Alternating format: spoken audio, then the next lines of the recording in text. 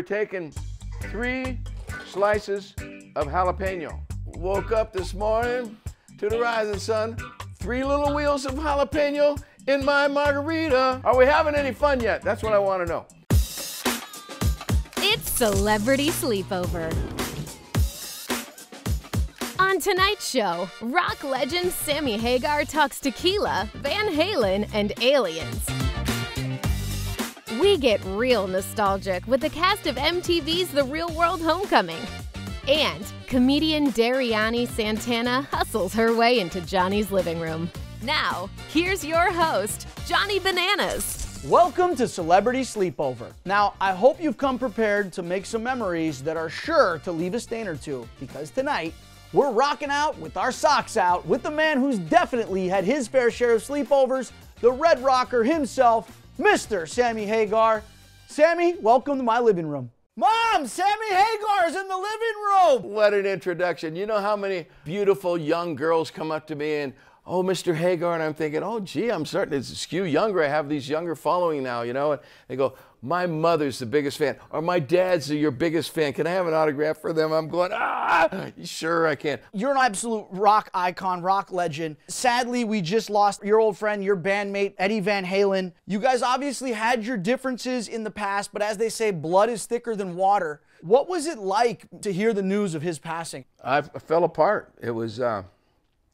It just was such a miracle that him and I had hooked up about 5 months before that, the first of the year. And we just went like this and went, you know, really into some soul talking about doing something next year and all that kind of stuff. At least you had that opportunity before he passed to kind of just get back on good terms, remember the good old days, let him know that you loved him. The way I've swallowed this pill and have been able to say, you know what, we made 11 years of music together. We wrote some 40, 50 million selling records and some of the greatest songs in rock history. I'm so fortunate to have that and then have Michael Anthony standing next to me on stage and we play songs like Right Now and Pound Cake and Top of the World and Finish What You Started. It's like, yeah, this music lives. This is what Eddie left. Yeah, dude.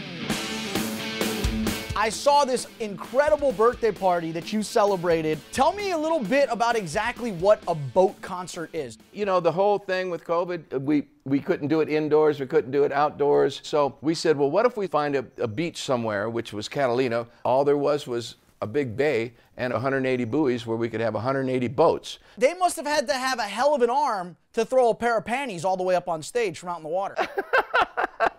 I gotta say, Sammy, you've got a very inspiring story as it relates to your early days in your early life, man. Would you say you'd attribute it more to the adversity you faced growing up or to the advice you received from the aliens that visited you? Johnny, that's a pretty damn interesting question, I must say, my friend.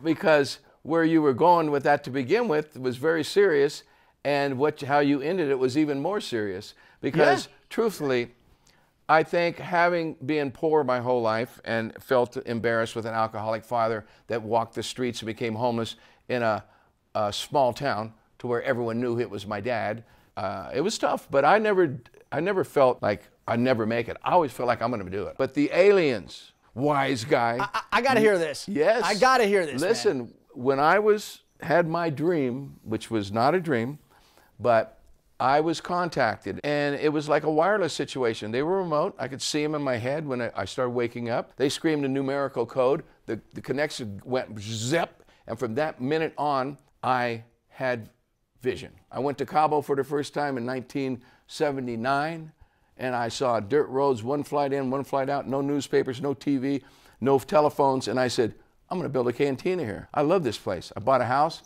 a condo, and I built the Cabo Wabo. Every now and then you see things and you could see all the way to the end of the tunnel. Before that happened to me, I didn't see anything but what was in front of me. Anyway, I'm a firm believer in aliens. Anybody that believes we're the only thing in the universe scares me. I love it, man. You weren't just a front man in one of the most legendary bands of all time. You're a front man, I mean, when it comes to just being innovative. You formed this new partnership with Guy Fieri and Santo Tequila. when I sold Cabo Wabo tequila. By the way, I almost threw up when I heard how much you sold it for, by the way, man. So It screwed me up too. I went, what? Okay. So guy called me and said, my God, if you ever do that again, I'm going to be your partner. I said, well, I can't do it for 7 years. And then all of a sudden, my 7 years are up. And I said, let's go. there you go. All right, Sammy, stick around, man. When we come back, Sammy shows me there's only one way to rock, and that's with Mas Tequila.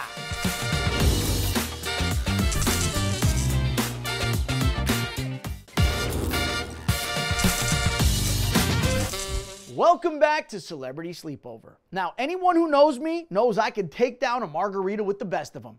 But today, the Red Rocker himself, Sammy Haggar, is going to school me and you on how to make one.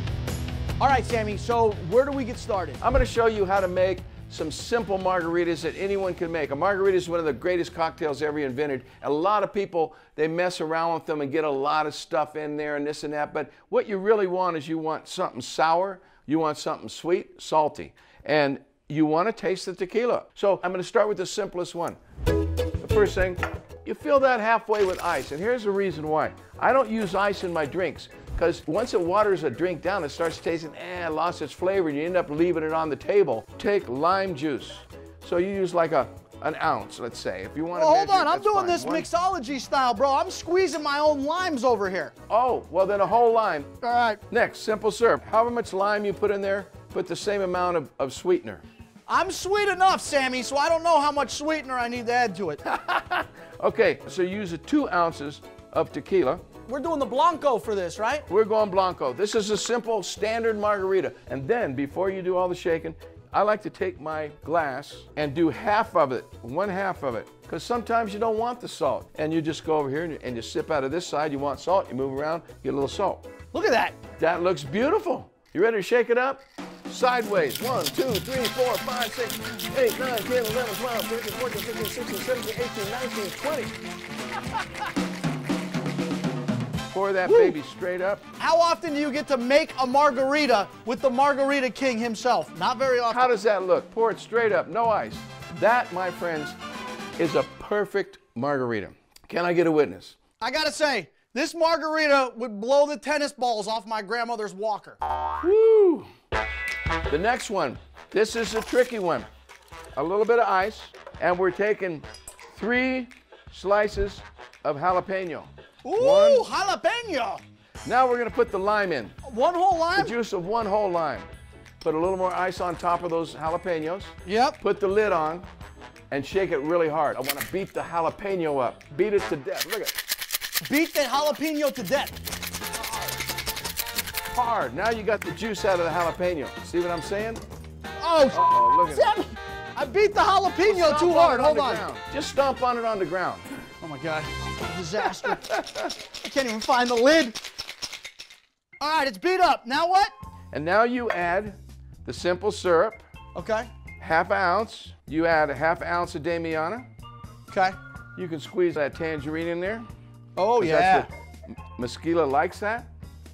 And put the Mesquila, the black bottle. This is 50% all right. tequila, 50% mezcal. This was your concoction, huh? The tequila and mezcal? The world's first Mesquila right there. You should tell them it was the aliens' idea. Don't push me. All right. I might have to give aliens credit. Shake it again. You don't have to shake it as much this time. Now you are having an original drink. I'm using the chili pepper, the jalapeno for the rim this time because you want to put a little heat on the glass. Now you're talking, wow. you see? Wow, Sammy, you really do. Strain that baby into the glass and wait till you taste this sucker. Hold up, hold up. Here we go, it's pouring. I'm holding, but it looks so good. Oh my God. That right there will make you happy. Woo! That is a spicy margarita. You have seen the light. Making margaritas in my house with Sammy Haggar. My friend, you make dreams come true. Last thing I gotta tell you, Sammy, is I can't drive 55! Woo! God bless. Thank you for having me, Johnny. Alrighty, ladies and gentlemen, I hope you're feeling loose-lipped after those cocktails because coming up, the cast of MTV's Real World Homecoming are here to get real about reality TV.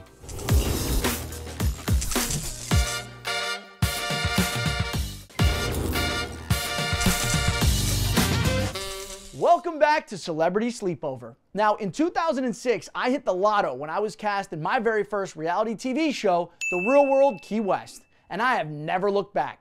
That is until now, when I finally get to say thank you to the pioneers who started it all, the original cast of MTV's The Real World, Eric, Julie, and Heather B. What's up, guys? Welcome to my sleepover. What's good, JB? Woo! When we're looking back in history, all right, you look at Thomas Edison, who invented the light bulb. You got Gutenberg, who made the printing press. Fleming created penicillin. Creating reality television, which is what the three of you are instrumental in doing, is almost as important, if not more important, than all of those accomplishments. Would you agree, Heather? No, but it has been a really, really fun time. I always say, Johnny, like, it's like winning the lottery. For a lot of these people who came afterwards, we didn't know what we were getting into. But for anybody else that auditioned afterwards, I mean, you get the golden ticket. We were the first authentic and last authentic reality show. We personally, the seven of us, had no idea what we were walking into. We came there as raw and as open as possible. But now people have a reference. They get to strategize in their mind. Oh, I'm going to go on this reality show and I'm going to dress this way. And this is the image that I want to portray. Actually doing all of that and fooled everyone. So in '92, the prominent theme of the original season was race. And the same theme has resurfaced. Are you at all surprised by that? I'm not surprised, but disappointed. Some things can be excused if you're having a conversation and you said something stupid at 20. It's hard to kind of digest people not growing up and not having some kind of insight at 50 or 48 or 49. It's different now. Heather, don't worry. The serious part is over. The Real World, as you well know, is known for one of the most memorable show opens of all time. And that's probably because of this line: to find out what happens when people stop being polite. And Julie, what? Start getting real. There we are. For this edition of Sleepover Squares, we're going to be playing a trivia game where if you get one of these questions wrong, you're going to have to tell the hard truth about one of your castmates.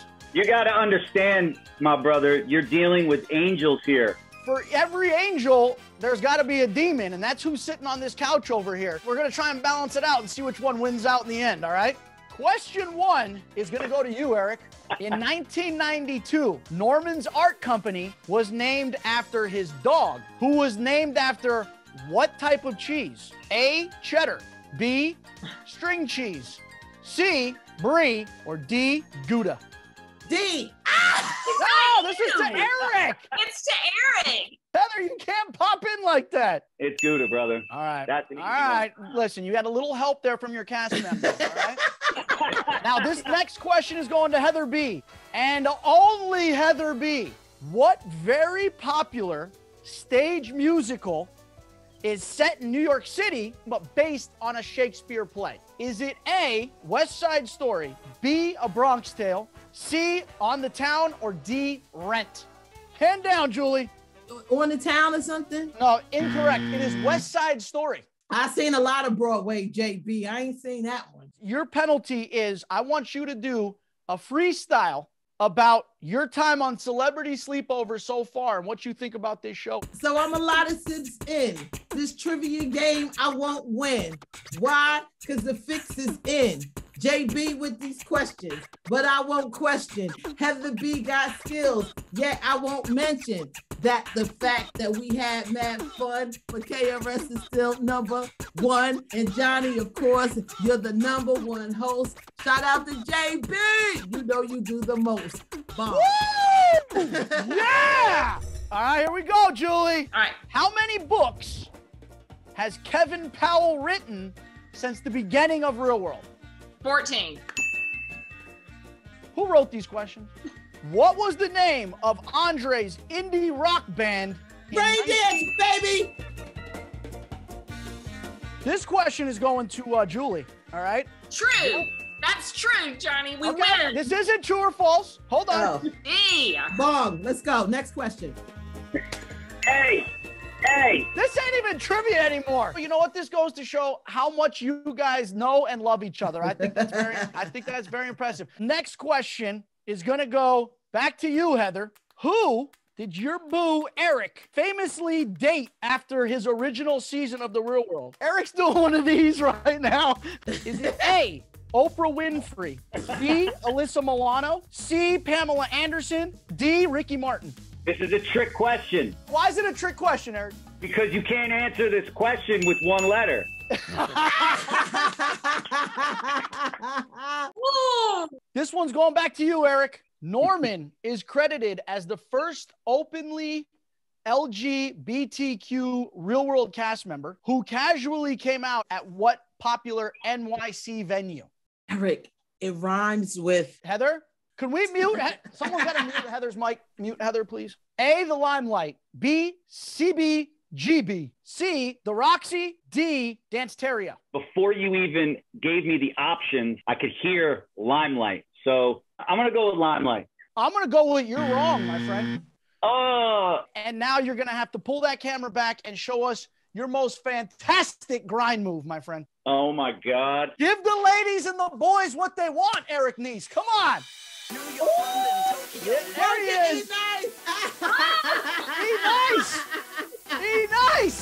He nice. He nice. That's what I'm talking about. That's amazing. Hey, to the ones who started it all, here's to you guys. Thank you for making this boy's dreams come true. So, cheers. Thank you for having It was us. fun. Thank you Cheers. for having us, Johnny. Yes, thank It you. was fun. Woo! Get it, Eric. Damn, that boy still knows how to move. Now listen, don't go anywhere because the dance party continues with comedian Dariany Santana hustling her way into this sleepover.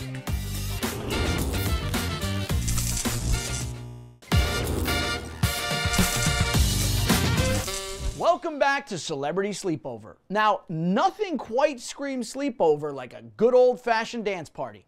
And after watching Eric Nies grind, I'm definitely in the mood to move. So my friend and comedian Dariany Santana is dancing the night away with celebrity choreographer Isaac Boots, who's worked with both Madonna and Ariana Grande. I mean, guys, where's my invite? We're having a sleepover today. Yes. I didn't get to go to too many as a kid because I have Hispanic parents and they're like, no, you can't leave the house. But when I did, you always have dance parties. I used to make up dances all the time when I was a kid, but your girl's 31, so it's been a while. Pre-TikTok. Yeah, of course it's pre-TikTok. It's pre a lot of stuff. So are we gonna dance? Let's do it. I love the idea of using movies that you love and putting it into your art. Have dance movies inspired how you choreograph? Absolutely. I choreographed Problem with Ariana Grande. Sweet Charity was definitely a big influence. Well, we're gonna start dancing. We should start with one of my favorite dance movies of all time, Saturday Night Fever. It's classic. You can play that soundtrack now, still dope. Saturday Night Fever was like, you need to know disco? Yeah.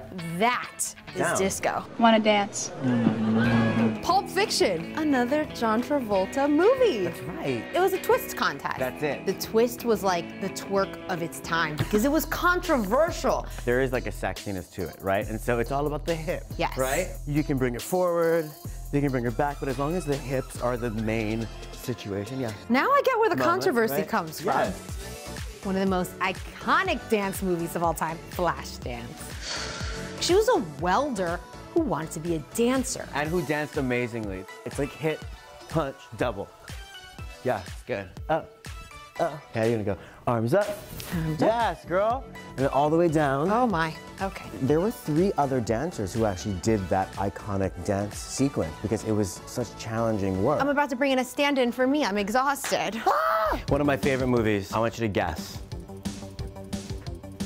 Oh, when you did it fast, it made sense. Footloose. Let's dance! This, I love it. if I'm in a bad mood. Hey, then the robot situation. Yes! Yeah. Sorry, I didn't mean to scream, Okay. but that's the thing. It's the this thing. It's Okay, the. yeah, Woo! yeah. All right, I'm nice and warmed up, feeling flexible. Ooh, we like them hips. Are you ready to start the sleepover party? Let's do it, baby. Let's do it. Hey.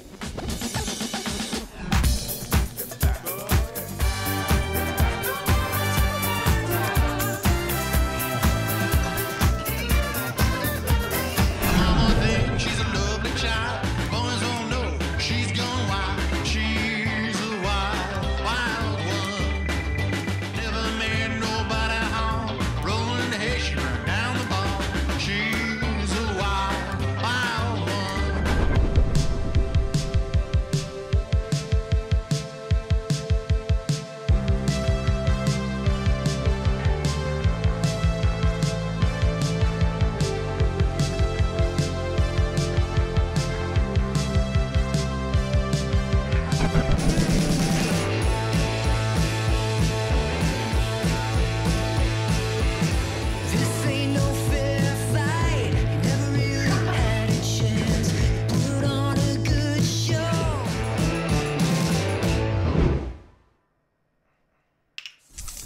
Well, that wraps up another incredible sleepover. So come back next week as I pick the mind of comedy icon Margaret Cho and the cast from MTV's The Challenge All-Stars stop by to match wits with this challenge goat.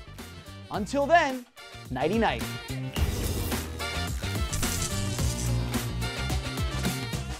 Hey guys, thanks for watching the video. For more, subscribe to First Look and come with me on all my adventures around the world. Who am I kidding? I'm probably sitting at home watching Netflix or playing Xbox. Either way, what are you waiting for? Just hit subscribe already.